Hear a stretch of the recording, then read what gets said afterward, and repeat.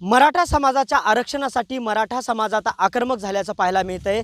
येणारी लोकसभेची निवडणूक ही शासनासाठी अडचणीची ठरावी, त्यामुळे आता मराठा समाज हा प्रत्येक गावातून 2 उमेदवारी अर्ज भरणार आहे। आपल्यासोबत काही शेतकरी आहेत, आपण त्यांच्याशी बोलणार आहोत। एकाच घरातील 4 शेतकरी जे आहेत ते लोकसभेची उमेदवारी भरणार आहेत, आपण त्यांच्याशी बोलणार आहोत। मला सांगा, तुम्ही एकाच घरातील 4 जे सदस्य आहेत ते उमेदवारी अर्ज भरणार आहेत, कशी पैशाची तरतूद केली आहे, तुम्ही काय सांगाल? आम्ही कुणबी मराठा आहो, आमचा उदरनिर्वाह हा शेतीवर चालतो आहे। आम्ही कष्ट केल्याशिवाय आम्हाला पर्याय नाही। आणि आता माननीय मनोज जरांगे पाटील यांच्या मार्गदर्शनाखाली 8 महिने झालं आंदोलन चालू आहे। आम्हाला कुणबीमध्ये 50% समावेश करण्याची त्यांची मागणी होती, सगळे सोयरे घेण्याची मागणी होती, परंतु शासनाने अध्यादेश काढला पण ते आणखीन मंजूर नाही। आमच्या कुठल्याही मुलांना ओबीसीमधनं आरक्षण भेटलेलं नाही। त्याच्यामुळं आम्हाला जर फसवलं असेल तर आता लोकसभेची पण निवडणूक लागलेली आहे, आम्ही पण त्यांना आता अडचणीत आणण्याचा प्रयत्न करीत आहेत। आता आम्ही शेती करत असताना आमच्याकडे पैशाचं भांडवल नसल्यामुळं मी माझ्या घरातलं सोयाबीन काल माल तारणला मार्केट कमिटीला गहाण ठेवलं आहे। त्याच्यावर मी 1 लाख रुपये उचल घेऊन माझ्या घरातली मी, माझी बायको, माझी आई आणि माझे वडील असे आम्ही 4 फॉर्म भरणार आहे। आणि ह्या शासनाला आम्ही नाकीनऊ आणू, यांना कुठल्याही निवडणुकीमध्ये त्यांना ही करू देणार नाहीत। आम्ही किती होती सोयाबीन आणि कुठे ठेवली ती सोयाबीन आणि त्याच्यावर किती कर्ज घेतलंय? माझी सोयाबीन 3.5 टन सोयाबीन होती, ती मी माल तारणला नेऊन ठेवली। त्याच्यावर मी 1 लाख रुपये कर्ज घेतलं आणि ती 1 लाख रुपये कर्ज घेतल्यानंतर आम्ही चौघाचे 25-25 हजार रुपयाने फॉर्म भरणार आहे। आणि समजा काही कमी जास्त पैसे पडले निवडणूक खर्चाला तरी हाही ज्वारीसुद्धा मी विकणार, पण मी मराठ्यासाठी समाजासाठी झटणार, शेवटपर्यंत हक्कासाठी झटणार आहे।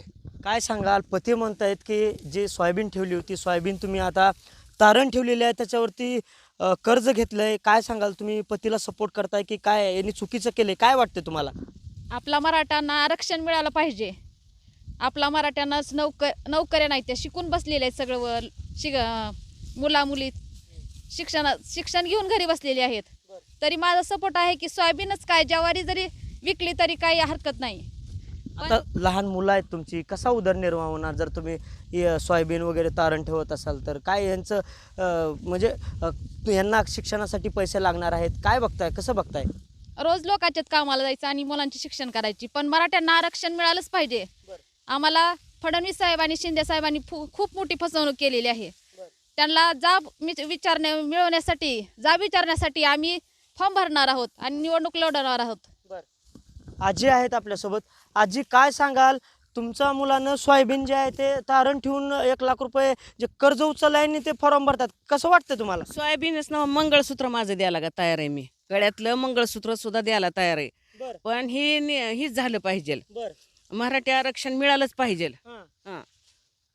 बर, मंगळसूत्र द्यायचं म्हणताय तुम्ही? मंगळसूत्र द्यायचंय, ज्वारी कडबा सगळं देते। काल सोयाबीन टाकले, पण चौघाचं फॉर्मच भरणार।